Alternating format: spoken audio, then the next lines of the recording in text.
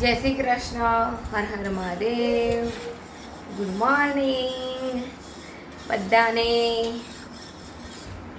જો અહીંયા બની રહી છે જૈમિક માટે કોફી, જોઈ શકો છો. અને હજી બધું કામ બાકી છે, સેવા પણ બાકી છે. આજે મોડું થઈ ગયું છે, 8:15 થઈ ગયા છે. અને અહીંયા જોઈ શકો છો ભગતને આપ્યું છે દૂધ ને રોટલી. અને હા, આ ધોર્યું કાલે ખોવાઈ ગયું હતું તો આવી ગયું છે પાછું. આ એક જતું રીતું આમ ક્યાંક.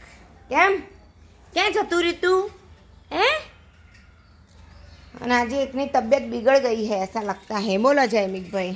કઈ નહીં, કેવું છે તને હવે? સારું છે કાલ કરતા.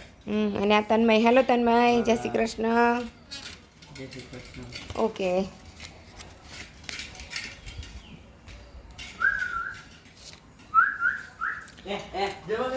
શું? હા મસ્તી કરે છે, બટકું ભરે છે ઓલાને. જો તો ખરી. આ જો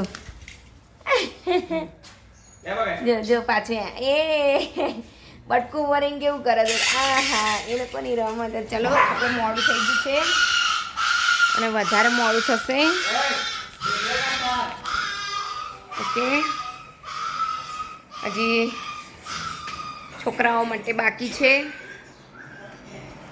નાસ્તો. તન્મય કે મારે ભાખરી ખાવી છે તો તન્મય માટે ભાખરી બનાવી દઉં છું. પછી સેવા કરીશું. ચલો કન્ટિન્યુ રહો મારી સાથે. જો અહીંયા જોઈ શકો છો. ચારા ના પાડીશ મારા. આ તન્મય છે ને બહુ ચારા પાડસ મારા. જો તન્મયને ચારા પાડતા બહુ આવડે. આ ભાખરી થઈ ગઈ છે.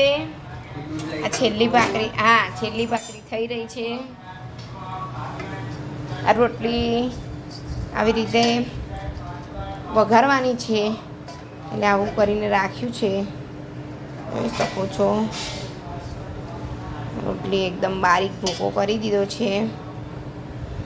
પછી બનાવવાની છે ખીર.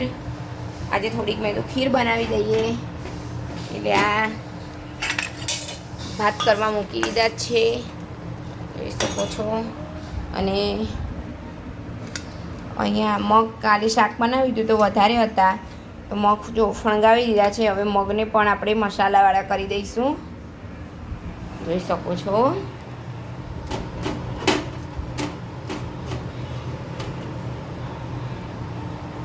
જો અહીંયા જોઈ શકો છો સેવા થઈ ગઈ છે. આજે તન્મયે સેવા કરી જ છે.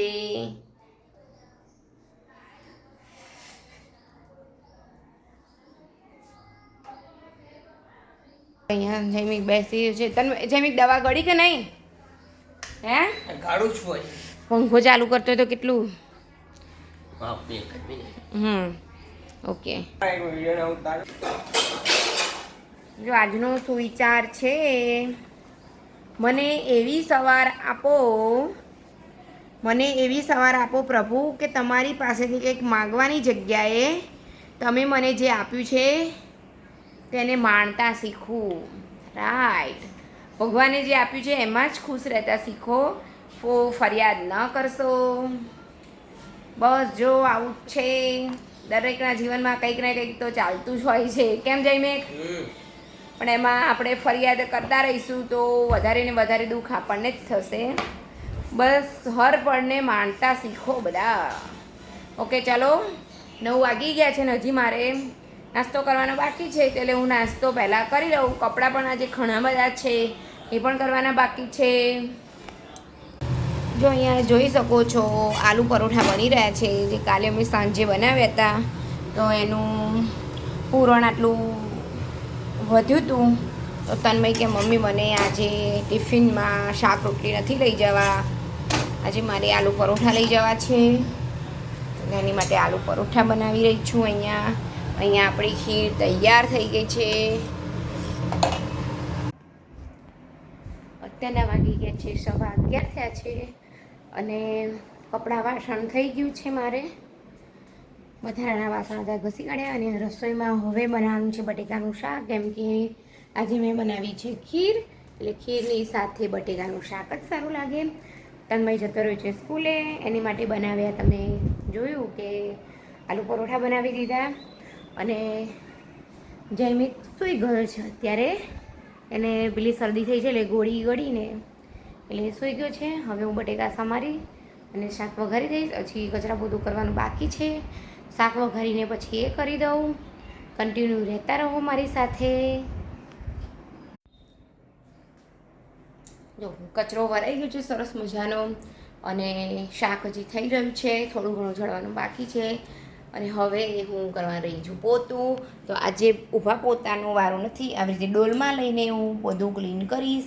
કેમ કે ઊભા પોતામાં એવું થાય છે કે કોક વાર જે આપણા ટાઇલ્સમાં બધું ડાઘા પડી ગયા હોય આ તે તો જલ્દી જતું નથી. ભલે ગમે તેટલું કરીએ પણ જે હાથથી આપણે ક્લીન કરીએ એ તો થતું જ નથી.